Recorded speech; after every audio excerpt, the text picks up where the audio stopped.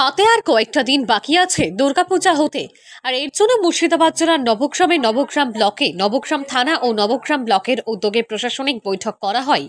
শনিবার নবগ্রাম ব্লকের সমস্ত অঞ্চল থেকে আগত পূজা কমিটির সদস্যদেরকে নিয়ে এই বৈঠকে উঠে আসে এবারের পুজোর আবেদনপত্র করতে গেলে পুরোটাই অনলাইনের মাধ্যমে করতে হবে পুজো কমিটির সদস্যদেরকে। তাছাড়া এবছরের পুজো নিয়ে আরো অন্যান্য বিষয়গুলি নিয়ে আলোচনা করা হয় বলে জানা যায়।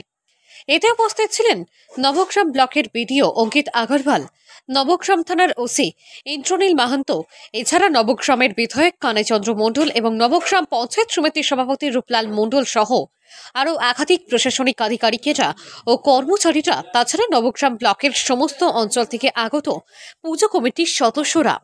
নবগ্রাম থেকে বলাই প্রামাণিকের রিপোর্ট, KTN 5 গ্রাম নিউজ।